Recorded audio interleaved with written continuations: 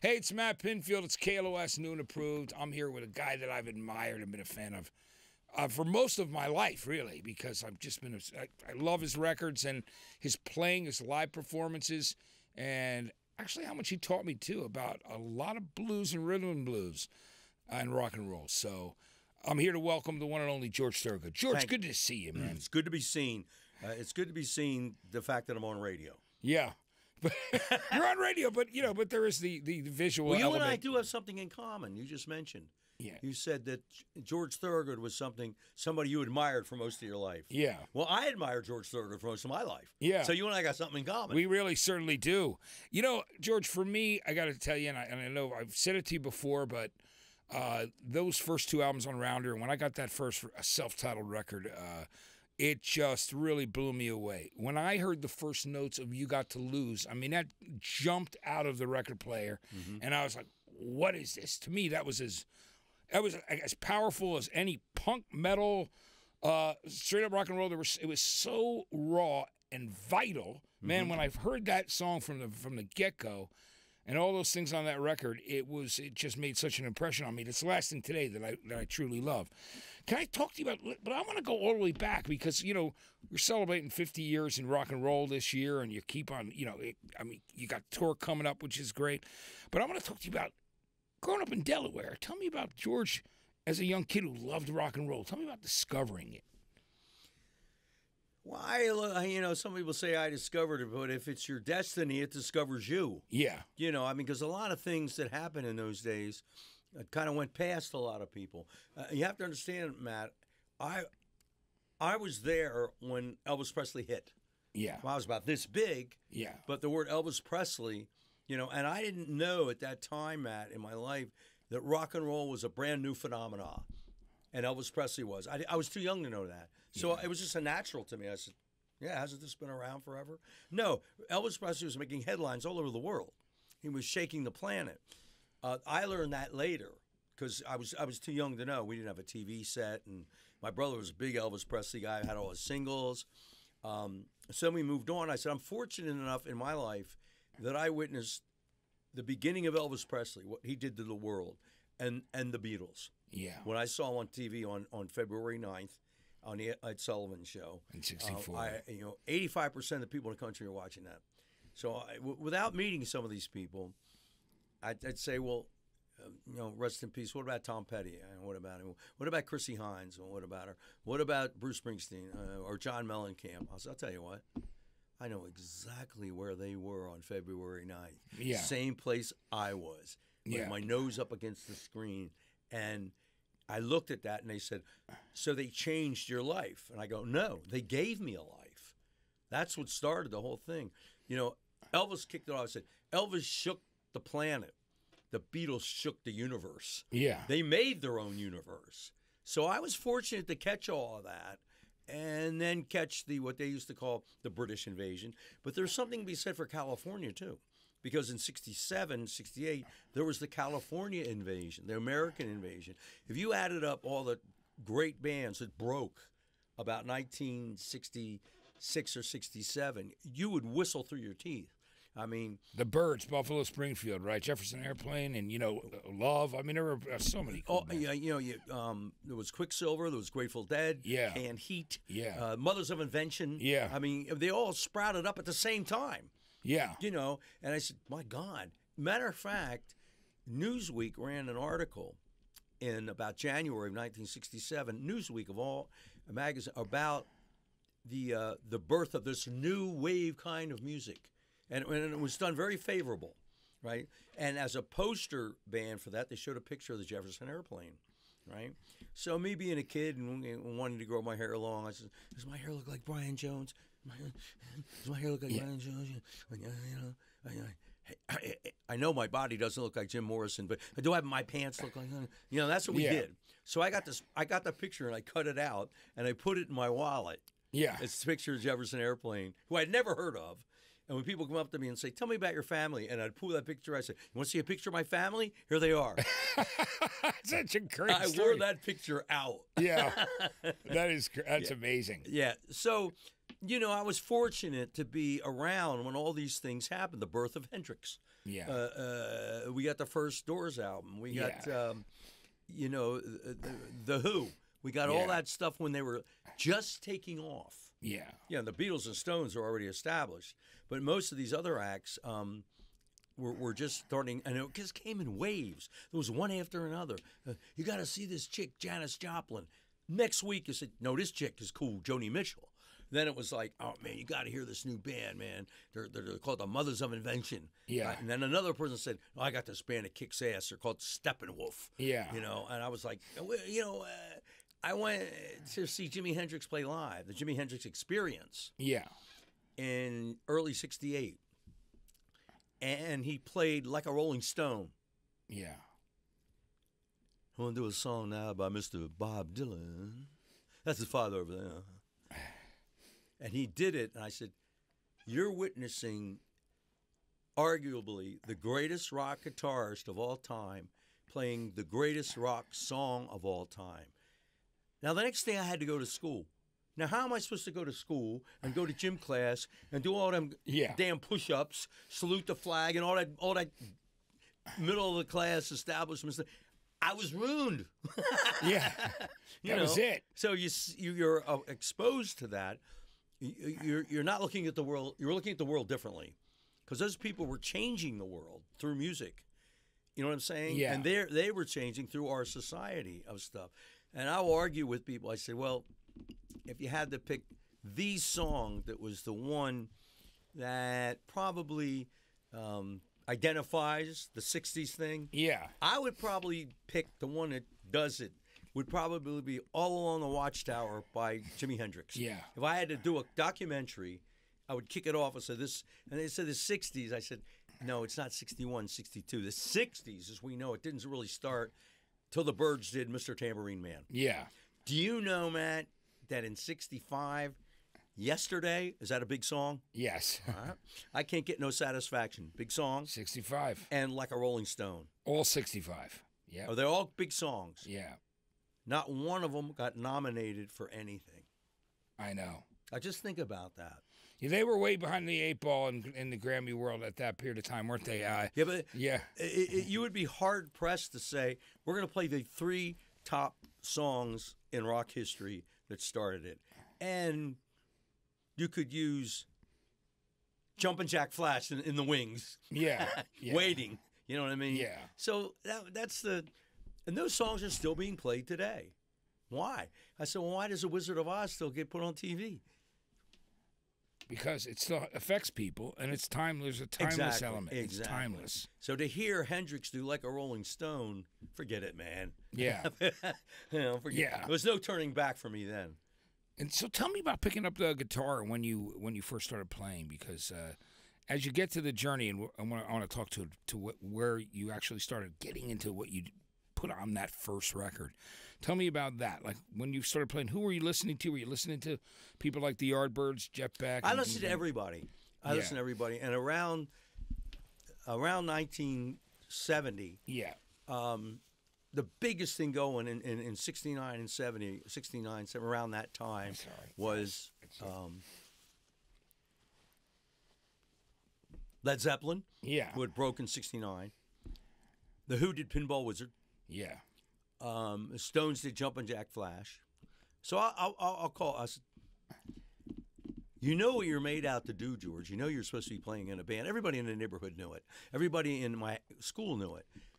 Only problem was I couldn't play. Yeah. You know, I had the spirit, I had the energy, I even had the look, but I couldn't play.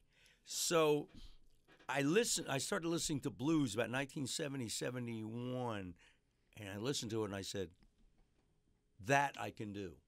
Because I really looked at Savoy Brown Boogie Band, Can Heat, 10 years after. They were blues-based bands. They weren't on the level of Elvis Presley or Frank Sinatra. That's not the point. They were making a living. So I said, I think I can do that. What do I do? And then my parents came to me and they said, they came down. I was laying in the basement with a big hangover as usual. Yeah. They just stood there with their arms folded. I went, yeah? And they both said, kid, when? Yeah. Like, meaning, when are you going to go out and do it? And my father said, look, he's a very conservative man, a very, very white-collar worker from England. And he said, look, you look like a rock star. You act like a rock star.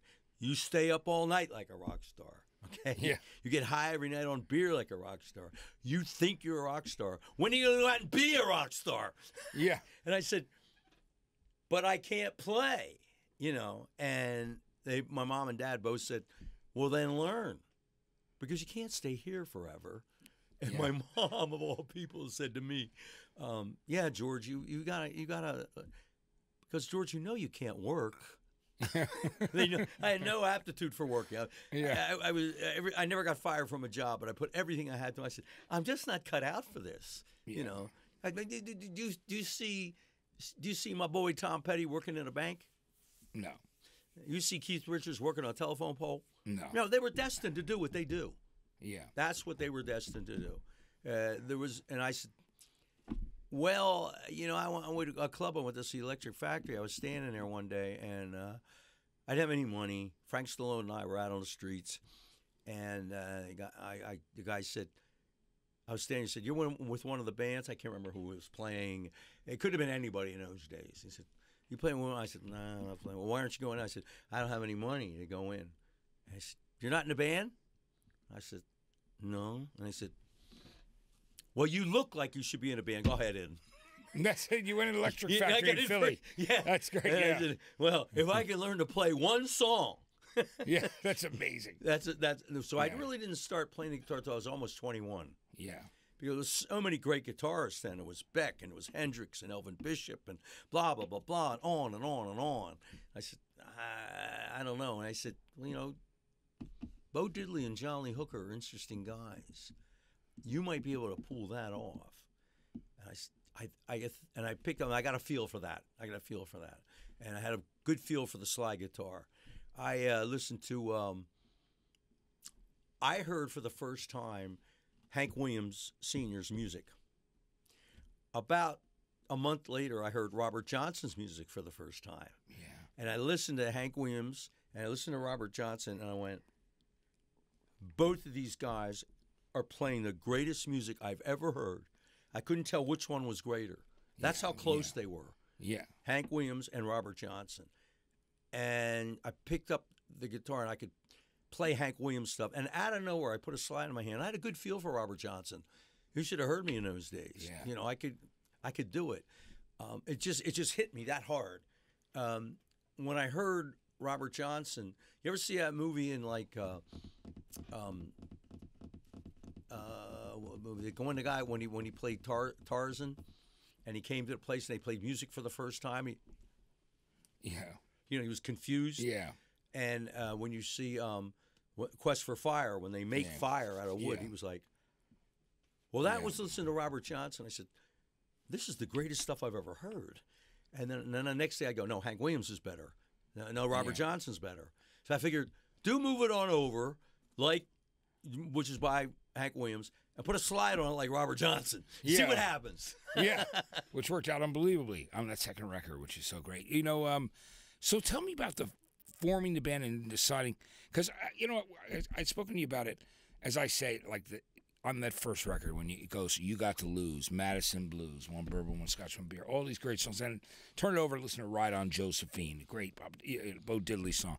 So I got educated because I realized, I put together this idea that, wait a minute, there was a blues scene in Madison, Wisconsin. And I didn't know that, you know. And when I realized some of the guys that were up there, like, you know, Boz Scaggs and Steve Miller and all these other guys had gone to school up there, but there was so much history before that. And then, you know, obviously Bo Diddley's a gunslinger. I found that after I found your first album. I was looking at a record and went, oh, there it is, because I saw the writing credits. So, you know, I was educated by a lot of things that you did, which was great for me, which is why those records are so special. And your records are. Can you talk to me about finding those songs that you put on that first record? I was turned on by certain artists like Butterfield Blues Band. Yeah. John Hammond. Yeah. Early Rolling Stones. Rolling Stones before Satisfaction. Yeah. Rolling Stones with Brian Jones. Yeah. And I said, listening and looking at the Beatles to me, they represent freedom. They had it all. Yeah. I mean, they had it all. They were good looking. Yeah. They weren't in the Army. Yeah. They weren't married. They were making they got it all. Yeah. I looked at Dylan, and he represented truth, the truth. He had the guts enough to sing the truth. You know, talking John Bird Society blues. Yeah. You know, things like The Lonesome Death of Hattie Carroll. Yeah. He had that. So I looked at the Stones. I said, these guys represent hope. Hope. Because they were doing for the most part, covers of blues and rhythm and blues. So I said, but what you got to do is don't do their obscure songs, find your own. And that's when I went, I could like an Indiana Jones, you know, digging up these nuggets. And I said, and by that time the well was pretty dry. Yeah. You know, everything been picked over. So I was looking at these tunes. I found Ride On Josephine. I found all these tunes that nobody else had covered. They were so obscure that some of the songs I did, I went to the original artist, and they didn't even remember them. That's How do you like amazing. that? That's you great. know, That's incredible. I said, these are good songs that need to be exposed. And I thought, well, if I was a record producer, a band who could really play good, I would go in and say, this is a great song. Ride On Josephine, I want Steppenwolf to do that. Bourbon, Scotch, and Beer, I want Elvin Bishop to do that. See what I'm saying? Yeah. That's what I say. I know these are good tunes if it's given the proper treatment.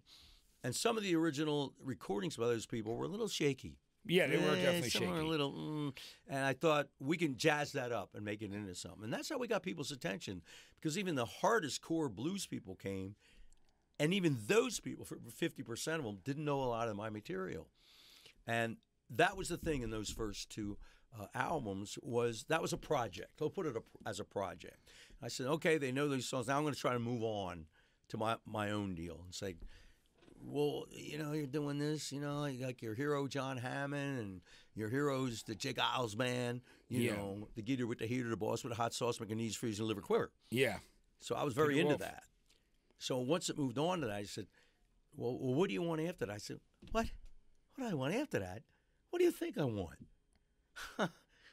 I want to perform like Elvis Presley, and I want to play the guitar like Jeff Beck, and I want to look like Jim Morrison. Okay? That's what I want, you know, like everybody else. So that was a project of mine to try to move on from them. Madison, Wisconsin, we're one of the few bands that we got banned from there. You did, really? We were exiled. Tell me about it. That's crazy. How did that happen? It happened this way. Madison, Wisconsin got on 60 Minutes. Yeah. And it had a story around Halloween at Madison Square Garden. Yeah. Madison, Wisconsin. My mistake. Around that, there was a big Halloween scene in San Francisco. Yeah. Big in New Orleans. Very big in New York City. Yeah. But they focused on Madison, Wisconsin. They said that just blows those other cities away as far as Halloween. And they hired us to play on Halloween in Madison. And the Chamber of Commerce came to who ran our business, our booking agent, and said, we love George and his band, but don't hire those guys back. Because having us play on Halloween in Madison was like taking kerosene and throwing it on a bonfire. Yeah. They just said, nah, sorry, you're out. Because it was on 60 Minutes. That was a big thing. And the crowd people were just going bananas, right? It wasn't necessary. It just added to the party was on the street, the party came into our show, and then the party left and went back in the street. We have played Madison a few times since that festival, but we won't have them on Halloween. Not that we don't like them. Yeah. It's dangerous. Yeah, that's incredible. That's too much of a party that the local police can't handle. Yeah, well, and going back to, starting out, where you're from there and playing those early shows, like the first show that you did, right, was that about 73 in Lee's Hall? There's a hall that you did at University of Delaware. Tell me about that first show. What's the audience like when they first see you coming out and doing your thing, your blues thing? Well, prior to that, I was doing a solo act by myself, playing acoustic guitar. And I worked with some pretty good people. I worked first with Sonny Terry and Brownie McGee. Yeah. I hung out with Robert Lockwood and opened for Hound Dog Taylor. This is a solo, Paul Jeremiah. Wow. But I wasn't that good at it. Taj Mahal and John Hammond, they're the baddest men in the world. They can go out there alone. Yeah. And they can burn it down. I was good for maybe one or two songs. Yeah. And I had people come to me and say, look, kid, get an electric guitar and get a bass player to be your thumb and a drummer to be your foot. Yeah. That's what you need to do. And they were right because I could feel it. So at Delaware, I would be there and I'd drop in periodically and went over to a friend's house and we'd get out the equipment and we'd just jam, having fun. And Jeff Simon, our drummer, showed up. And funny thing about it was he kept saying, you know that song, No Particular Place to Go? I go, I know of it. And he goes, then do it. You don't know our drummer. Yeah. The man, a few words, but when he talks. Yeah, you got to listen. He wants that Chuck Berry song, you got to play it. It speaks volume. Yeah, exactly. So he taught us how to play it. And I was like, this is kind of working. This is pretty cool. So I left, and I left town for a couple of months. So I got back into Delaware in the end of November, just before Thanksgiving. I get a phone call from Jeff. I go, I'm home. He goes, you better be home. We got a gig Saturday night. I went, we do? And he goes, yeah, I booked us at Lane Hall. And I thought he said the Union Hall. I go, that's cool. It's kind of like Howling Wolf, down at the Union Hall, No, Lane Hall. And we got a gig. And I don't even own an electric guitar. And you know what he said? Then get one. That's amazing. Yeah, that was his it. Yeah. So I went down to Levy's down at the biggest pawn shop in Wilmington, Delaware, and they had a 125 way up in the top. They keep the best stuff up top so nobody will steal it. That guitar had been there for years, and everybody in our neighborhood wanted that guitar. They said, that's the one. And if you can believe it, when I went there, it was still there. So I bought it, and I said, I'm home. And I thought, there's a reason for that. If that guitar wasn't there, who knows what would have happened. So in other words, I got into a band because I could play that guitar because it's semi-acoustic, semi-electric. It's set up like an acoustic guitar, but it's an electric. So that made me feel right at home. So I could do it. We did one rehearsal. The first song we did was Madison Blues. Yeah. Of course. Great. Yeah. That's what got our band together. I mean, we used to put that song on by Elmer James, and we'd listen to it. And you know that scene, what happens to Jake when Jake's in the church? Yeah. Yeah. That was us, all three of us. Yeah. We couldn't play it, but that's what we played. So we did one show, and people came, and everybody there just went bananas. And we went, well, and Jeff had never been in a band before, but somehow we reached these people. Then a whole bunch of other people came in. We had to do a second set. We don't know any other songs. We only know 3 songs. We know Madison Blues, Bourbon, Scotch, and Beer, No Particular Place to Go. That's all we know. And everybody said, that's okay, play them again. That's great. Yeah. That's amazing. So we did. Afterwards, they had this big party, and it was a band. They were friends of ours, and they had done another gig, and we were all hanging out. And everybody else is there drinking and laughing and carrying on, except for Jeff. He's sitting on the other side of the room, and we're the only ones sober there, and we're just staring at each other. And I came over to him, and I looked at him, and he said one word. He went, talk. That's amazing. And I said, I'll tell you what are you doing tomorrow? And he said, you know what he said? What? Waiting for you. Bang. That was it. That was and it. we knew we had something there. I said, all we got to do is stay with it. Stay with it, and it'll all happen for you eventually. Because from day one, we saw a reaction. And when you see a reaction from people. I mean. Wait a minute. Let me tell you something. Yeah. When you kiss her for the first time and she kisses back and holds you tight, you got something. Yeah, exactly. Okay? Facts are facts. Yeah, absolutely. And besides, another thing was Jeff Simon, he was sitting on the drums. He had 2 girls here, 3 girls there, a couple girls there. This guy was chick bait. I said, well, I got to get this guy in the band. Yeah. He was the Ringo Starr. Yeah, absolutely. Yeah, Ringo had more songs written about him than any other Beatle when they were putting out songs, writing songs about honestly, Beatles. Jeff had the feel for it, and his education was really good due to his older brother. He knew all about Elvin Bishop and the Allman Brothers and Johnny Winter, inside and outside. I said, you're kind of like me 3 years ago, Jeff. All you have to do is learn how to play. And people think that's kind of silly, but it makes sense because you got the feeling, you got the spirit. You know the bands. You've seen John Hammond. You've seen all these people. You've seen Hound Dog Taylor and all these people. if you learn to play, that's like it's like someone coming to a job that has the great attitude, but they don't know how to work. So I want to hire you. We can always teach you how to play. We can't teach you spirit or enthusiasm or those kind of things. Yeah. And that's how we did it. And we knew some of these songs would be a hit with somebody. Yeah. Bourbon, Scotch, and Beer is still on the radio. Yeah. So is Who Do You Love? Yeah. So. And those songs are, I mean, the first time you heard it, I mean, your version of One Bourbon, One Scotch, and One Beer is, it's ultimate because you just take it in such a different direction than the original. And it's, you know, extended it. It's kind of like, it's incredible what you did with it. I will always love that. I gotta ask you, so how did the Rounder Records thing happen when you got your first record deal and then you made this record? Because then, you know, I come in, I'm a teenager, and I hear the songs on the radio from the first album, and I'm like, I got to go buy this record, and this is so different than anything else that they're playing. It sounded different than anything else on the radio in that period of the late 1970s, 77. It didn't sound like anything else on the radio. It was more raw. It was very powerful. Talk to me about that, where you recorded that. How much was it? How much did it cost to record that first record? Like, I'm curious. Well, it didn't cost them much. Yeah. Okay. Right. Another thing is when we went into the studio, we had those songs down. Yeah. And the second record, we've been playing them not for years, but for a long time. So 1-2 takes and we had it. Yeah. So it didn't cost that much. And we go in the studio for 3-4 months to find it. So we already got it.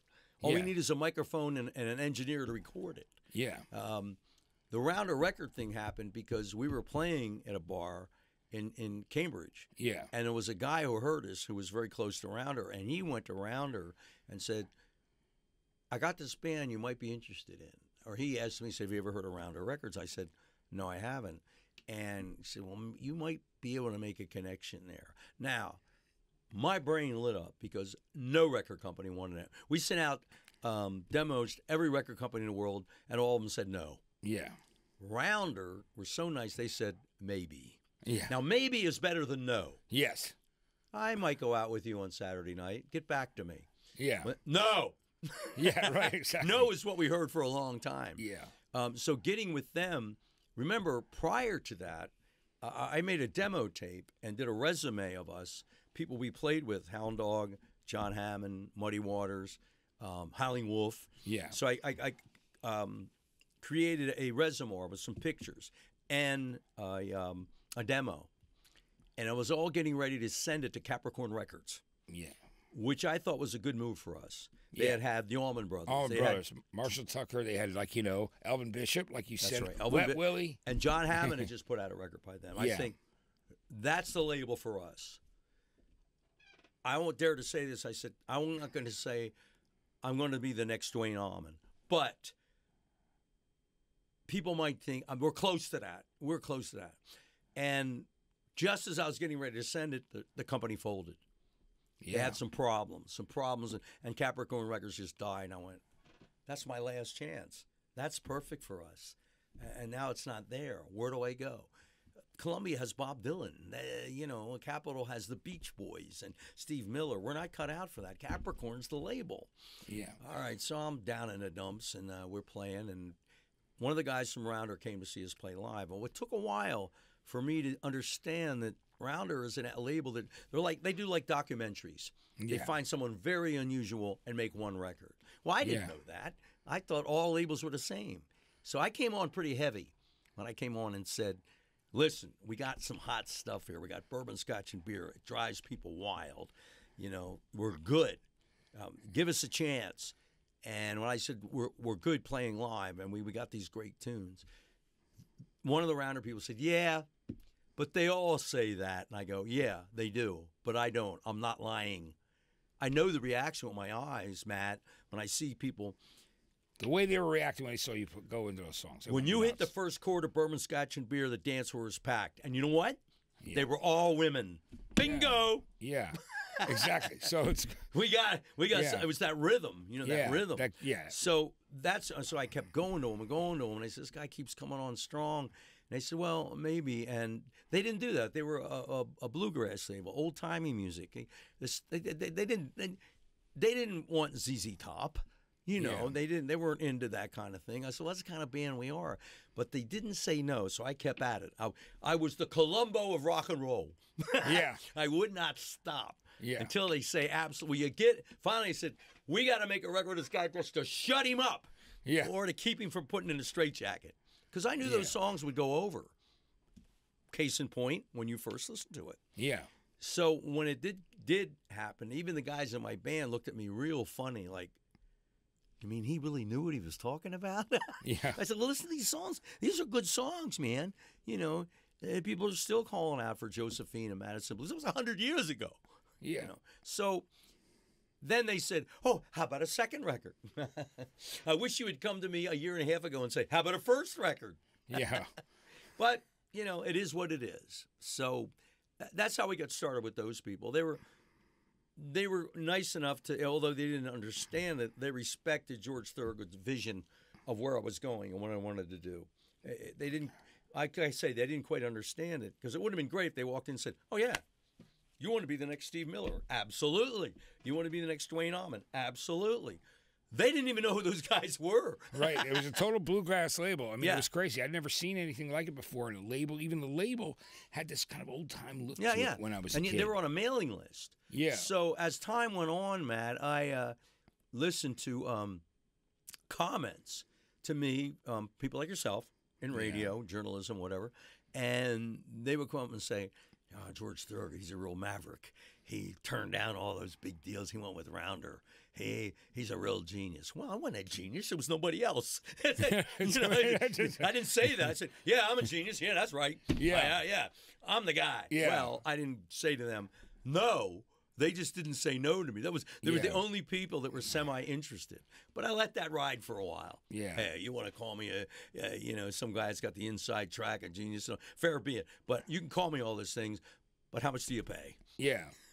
If it's anything over $100, we'll take the gig. Yeah. It's incredible. And then when the second album came out, and, obviously moving on over, you introduced that to a whole new audience. I mean, it's unbelievable when you think about you hear the Hank Williams 40s version of that song, and then just the way you guys rocked it out, you know what I mean? I mean, his version was phenomenal, but yours was just great. It just it exploded out of the speakers. It was incredible. And then Who Do You Love on the record? And things like It Wasn't Me. All those great songs on that record. It was a whole nother. So you had this arsenal already of 24, 20 songs. A lot of those songs on that second record were songs that just didn't make it on the first one. Yeah. So I had about 7 other songs that I looked at, but then Rounder came and said, we need more songs. You can't just do like, I don't know anymore.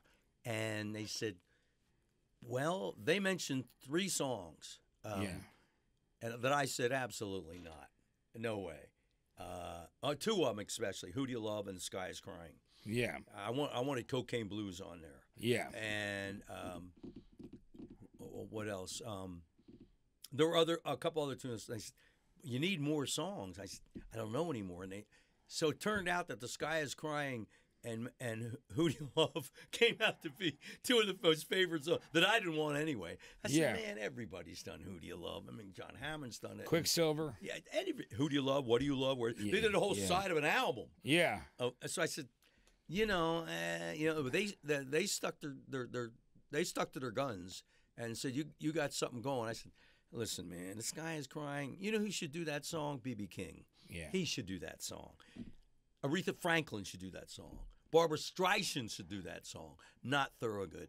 It was almost something like it was an afterthought. Yeah. Then we can't put the record out. I said, then make an EP. Yeah. He said, well, they don't make EPs anymore, George. You're a little behind the times. So we threw those songs in at the last hour, and lo and behold, they caught fire with the fans. And Who Do You Love? Many people, that was their introduction to that song, because it was a new generation of people that never heard the Quicksilver. Well, we didn't know that, you see. I thought everybody listening were as educated on this stuff as I was, and a lot of them were. And a lot of them showed up to the gigs and that did know about songs like they didn't know Lionel and Josephine, but they did know some of the stuff. And they got close to us immediately. Yeah. Saying, "Wow, you picked that song. We didn't think anybody knew that song." And I go, "I know nobody knows that song, but everybody can play them but me." Yeah. Now, I want you to look into your archives, and I was driving, it might have been your station.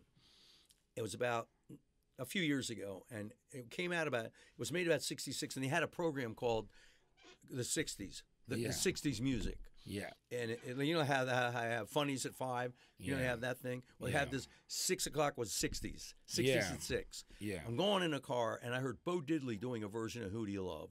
Yeah. And the band backing him could have been one or two bands. Could have been the Butterfield Blues Band, or it could have been the band. Yeah. I listened to that, and to this day, I can't get a copy of it. Bo Diddley playing that song beat with one of those two bands backing him up. I said, bingo. That's what I've been after my whole life. See, I believe that Bo Diddley was the first rock artist. Rock, not rock and roll. Chuck Berry invented rock and roll. Yeah. He's the main guy. Yeah. When they had rock bands on in the 60s in the Fillmore or the Fillmore East, Fillmore West, or Winterland, places like that, Bill Graham, Mr. Bill Graham, would put on, like, say, Jefferson Airplane. Yeah. And the next band would be Creedence Clearwater. We always pick people like Bo Diddley. Yeah. To play in front of rock people, not people from the 50s, because it seemed dated. Yeah. See, Bo was way ahead of his time. And people would say, well, Bo Diddley, John Lee Hooker, you're wasting your time, that one chord stuff. Bo Diddley only plays one chord. And I'd say, so does James Brown. Yeah. Look what he does with it. So does John Lee Hooker. And then when the argument got heated, I'd say, what's the number one song that's been played on the radio at this time for the last 7 or 8 years? Whole Lot of Love. Yeah. Dun, dun, dun, dun, dun, dun, dun, Willie Dixon, right? And Muddy Waters and all that. No, my point being is it's one chord. Yeah. And I said, if you listen to Whole Lot of Love, it's one chord throughout the whole song. Yeah. Except for the end when they change way down the side. Bum, bum. I said, you're talking about the most played song on radio, and that's one chord. Yeah. And I said, yeah, that song is nothing more than Bo Diddley and John Lee Hooker thrown together. So it can be done. Yeah. I said some of the best songs are very simple. You know, there's not a whole lot of. So I said, keep on chugling. Yeah, Creedence. You know, 15, beautiful. Yeah. I mean, what kind of genius writes these kind of lyrics? I said, a genius writes this song when he says, here comes Louis, works in the sewer. He's going to chew tonight. You don't mess with the guy that works in the sewer. Yeah. If he comes in to party. Yeah. And the next line he said was, here comes Mary, looking for Harry. She's going to chew tonight. Yeah. Genius. Yeah. Genius. And I said, look how simple it is. It's so simple. It's this. What difference does it make if it turns people on? Yeah. You know, and so I looked at these kind of artists, and I said, they're doing it with one chord, so can I. Then I listened to certain singers. I'm not much of a singer, but when I listen to Tom Waits and Johnny Cash and Howlin' Wolf, look at Tom Waits, how far he's gone with his voice. Yeah. He's gut bucket like me. You know what I'm saying? Yeah. Step right up. Yeah. You know? So there was things there that I picked up on, bing, bing, bing, bing, bing, and tried to put it all together. I said, there's enough there that I can make it happen, and we can be the opening band for Steve Miller.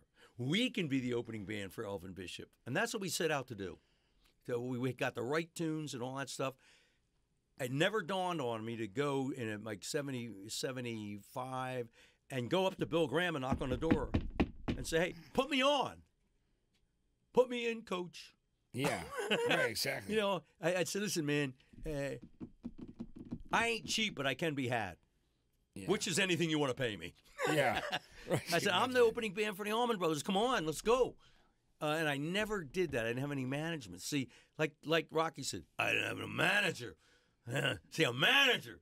And I didn't have that. So you were managing, band was just managing their affairs themselves. You were Unmanaging it. Mismanaging it, as Billy Blau would put it. Yeah. Well, I had no choice. You know, I said if I could get somebody to represent us and say, well, no. But that was a funny attitude because most people that get in this business, they want to make lots of money and be a big star. Yeah. Well, there's a guy in New York City that has this vending. He's a vendor, street vendor, and he sells like chestnuts. Yeah. Hot chestnuts in the winter. Yeah. And there's a sign on his vending that said, I don't want to set the world on fire. I just want to keep my nuts warm. Yeah. And I said, I'm not, I said, there's a spot. Somebody's got about eighth. Yeah. Somebody's got to lead off. Not everybody, but everybody was pushing for the big one. I said, well, what about these bands that open for these people? Some of those opening bands are terrible. Yeah. They're off. I'll get them off the stage. Yeah. Put us on. We got 2 amps. Yeah. Right. Jeff had 1 cymbal. Yeah. We had 1 singer, if you call me that. Very simple. And I know I can do this. It's one thing when you're involved in something and you say, I think I can do this. You're not going to go anywhere with that. You have to say, I know I can do this. Yeah. And that's where I was coming from. But I didn't have a booking agent. We didn't have a manager. We didn't even have an accountant. We had just the 3 of us. See? Yeah. And then when you made the move to EMI, and of course, as you moved on and then something like Bad to the Bone absolutely blows up. And I'm sure you couldn't foresee that was going to be not only such a cultural, seismic explosion, in so many ways in pop culture, just not only this great rock and blues song, but just, with MTV, of course, getting behind you. And then, being in so many movies and just being this thing that, this song that just, it's one of those great things that people love, like Back in Black by AC/DC. It's one of those songs that's been there in so many people's lives. Tell me about that, because obviously you don't think about that when you're working on a song, writing a song, recording a song. But I'm thinking about getting something we can put on a record or put in a show that either it measures up to what we've already done or takes us a step farther. Right. Okay. You're thinking about that set. Like, what do we need in that set? Exactly. What can we add to the project that will sustain it or even improve it? Yeah. We were in a tour, a 50-50 tour. Yeah. And the 44th tour song of it, the 44th gig was in the Superdome in New Orleans, 80,000 people. And I had to go on after the Neville Brothers in New Orleans and go on before the Rolling Stones. Now, yeah. And plus I had about 108-degree temperature. Wow. So, yeah. This isn't going to work. You know what got me through that night? What? In the sound checks, a few sound checks we had, we were working on this riff, wah, wah, wah, wah, wah, wah, and I was trying to work on some lyrics, like Bo Diddley's lyrics. I dug those lyrics Bo used. I love those lyrics to Gangster of Love. Yeah. The lyrics to Jumpin' Jack Flash. I said, that stuff was cool. You may not know it or not, but let's just take a poll here. Who would you rather hang out with for a couple hours? A nice guy who's brilliant or somebody who's bad? Yeah. Look, she's nodding. Yeah. Okay? Yeah. All right? That says it all, right? Yeah, exactly. You want to watch the Andy Griffith Show, or do you want to watch Steve McQueen? Yeah. Steve McQueen, definitely. There you go. So I was thinking of that. So we're getting ready to go on stage, and I got a cart is taking. I'm drinking a Coca-Cola, anything I can do. And this man comes up to me, small man, and he says, "Hi, George," and I said, "Hello," and he says, "By the way, are you working on any original material?" I don't know the man. And I said, well, actually, I am working on some stuff. And he said, well, I didn't know how this person knew it because we kept this under wraps as I speak. Yeah. And this man said, well, if they're anything like Bone, you're going to go a long way. I said, you mean Bad to the Bone? And he goes, yeah. And I said, how did you know about that? Because nobody's supposed to know. How did you know about it? The man said, George, it's my business to know. Oh, by the way, I'm David Geffen. Yeah. All right? Yeah. Wah, wah, wah, wah, wah. Yeah. I got Bad to the Bone, Born to be Bad. Yeah. So I got that kind of support, plug, so to speak. I said, well, I think a cat like that knows what he's talking about. Yeah. And that got me through that night and pushed me to say, come on, man. I was working on a song, and our sax player comes and said, you're trying too hard. I said, well, what should I do? We had the music down. He said, do what you always do. Be bad or be funny. Funny never goes out of style. Yeah. Who wasn't turned on by James Bond? Yeah. Right. All right? Yeah. I said, if you can combine funny with bad, like Bo Diddley. You know, the very funny guy writes great lyrics is Mick Jagger. Yeah.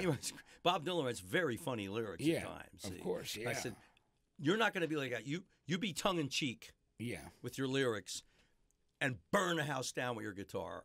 And that's what this guy said. He said, that's your future. Go. Don't try to be something you're not, because then you're just going to foul up the whole thing. So I was kind of off to the races then. I mean, I was ready to pass out. And I said, so finally, when I went back and talked to our contract lawyer, I went back to L.A. Can you believe this? Yeah. I said, hey, listen, can you tell me something? Who's David Geffen? Yeah. Yeah. I don't know, it could have been David Joe Nobody. Yeah. Right. So that's amazing. It was amazing. Yeah, really amazing. Yeah. So what can I say? Sometimes you can't see the forest for the trees. Sometimes people see you in a different way than you see yourself. You're too close to it.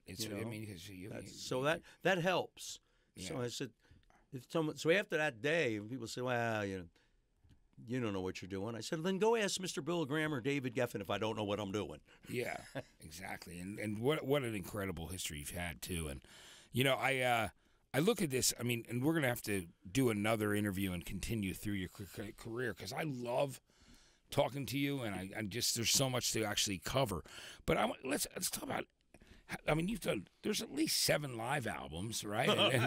Right? 7 live albums. And that's just live albums, right? And then we talk about like 19 the dirty albums. half dozen plus 1. Yeah, right? It's amazing. It's incredible, right? I mean, I look at all the DVDs, the compilations, and the proper albums. There's about 19. So it blows my mind how much you became a part of that incredible American and rock and roll and music fabric and so I want to talk about before we leave, because I know I don't want to hold you up all day, but I want to come back and I want to go through many more things with you, because I love having you on, George. I love talking to you and hearing these. Well, everybody's got to be somewhere. Yeah, here I am. Yeah, which is incredible. This guy and all our other people have heard these stories a lot. Yeah. So they get me in there and say, hey, could you get him out of here, please? Yeah. If we hear one more word about the Geils band, we're going to out of our mind. Blah, blah, blah, blah, blah, blah. Hound dog is always on your mind. Yeah. Get out of here. Yeah. But I love these stories. I mean, I think this stuff is incredible. And it's, one other question I have for you is, so then when you started working on your own songs and writing your material, did it come easier? Did you feel like, I know this is what I do. This is the direction I'm going. No, anything that's difficult is hard. I hate to sound like Yogi Berra. Yeah. But when I'd sit down there, remember, I got in way behind some of the greatest songwriters of all time. You're talking about Hank Williams, and you're talking about Chuck Berry and John Fogerty and Neil Young, Lennon and McCartney. I mean, and so writing original, I said, forget it. It's just not my bag, man. Look what's been done. Steve Miller, I mean, come on. Yeah. So I said, well, write them in your own way. I said, the way I'm writing it, Bo Diddley's already done that. And I said, well, George, there's not like young people out there who know about Bo Diddley. I said, well, like you said, Bo Diddley's a gunslinger. Yeah. Bo Diddley and I have one thing in common. We both wanted to be bad. Bo Diddley had a .44 Magnum pistol. Yeah. I had a Derringer. Yeah. At any rate, that's what they were saying. I said, so I was very, very particular about when I put something together, saying, it's like Cheech and Chong said, let's do this. And so, Jefferson Airplane already did that. Yeah. So that was tough of it to get down there and try to put something together. And not compare it to everything else that you've heard. There's so many things that you've loved and admired. Yeah, but then when I ran into James Coburn, he taught me something. He said, don't compete with others. Compete with yourself. Yeah.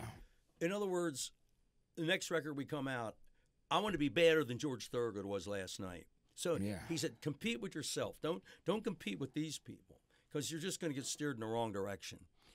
Go that way. It's when DiMaggio was ready to retire, they said, you can stay on a team, Joe. You can pinch hit. You can play third base. And he said, well, I don't like the numbers. And the management said, those are good big league numbers, Joe. And DiMaggio said, yeah, but they're not DiMaggio numbers. Yeah. See what I'm saying? DiMaggio was competing with himself. Yes. And I said, do that. Do something that George does. It's, man, we thought he was full of bull before. Wait till you hear this. Yeah. That's amazing. And you've been able to do it for so many records and just performing live, and what an incredible catalog and backlog of great performances and songs. I mean, I love that, and it's funny you said that because I talk about Bo Diddley, and one of the greatest things was getting to meet Bo before he passed away, and he was sitting on his amp at Sirius XM, and I was, working over there at the time in New York City, and I walked in, I saw Bo. I just want to thank you for all the incredible stuff and music that you've given us, because, and he goes, I ain't done yet. I ain't done yet, and I will never forget how great that was. He's sitting on his amp. Oh, that's great. It was so cool. Way to be. I love that about him. I was talking to the great Lionel Richie, and we got into a great long conversation. A wonderful guy. He actually kind of sought me out, and I was a little shy to talk to him. And Jim Hutt, who's with our organization, said, well, why don't you just go over and talk to him? He's on a plane. He can't go anywhere. Yeah. I said, okay. So we got to talking, and he said he talked to Oprah. Yeah. And she said, do you ever get nervous before you go on stage? He goes, at times I get these anxiety things. She goes, oh, that's bad. He goes, no, that's good. Yeah. When those butterflies and that thing go away, I'm going to stop. Yeah. Okay. And then he asked me, he said, what's your experience in that fashion? And I said, I'll be coming to a gig and someone will come up and say, Thorogood, you were really great last night. And I go, yeah, last night. Yeah, so because again, you're right. Exactly. Yourself, and that doesn't mean anything right at this point. Yeah, you don't go on stage and say, "Hey, fans, you should have seen me last night." Yeah, boo. Yeah, no, that's amazing. I got to tell you, George, I really appreciate you coming by, and I'm excited about this new tour too. So it's going to be great to see you over at the casino. I've got so much more to cover with you and talk to you about next time you come in. So be a next time. Yeah, absolutely. Will you do it? Because I think that would be I great. don't usually get invited back. Well, you get invited back by me. Hey, there you go. Because there's a lot more to cover, which is great. You know what I mean? Because there's by the time I see you again, there might be even more after that. Which is great. Absolutely. It's nice of you to do these things, and I know it's important to you and everything. But I can do things like that, but I really don't try not to. Yeah. I mean, I can give you the history of Rounder and all that stuff, and I can do that. But I try to be a cat that I never look in the rearview mirror. Which I love that. Once it's done, it's done. Yeah. So, I try to tell my daughter, you can't get forward if you're always looking backward. Right. And you're 50 years in, and you're still going as strong as ever. I mean, you keep making records and touring. On the bandstand I am. George, thank you so much for coming in today. I can't believe how quickly that went for me. I love it. And thank you for taking the time to tell me those stories that I was always curious about. I always want to know as a fan, and that meant a lot. So, but it's great, and it's so good to see you, and you're so killing it, and I'm excited about this new tour. All right, rock and roll never sleeps. It just passes out. That's it. Absolutely. It's George Thorogood, everybody, on KLOS. I'm Matt Pinfield. Thanks for listening and watching.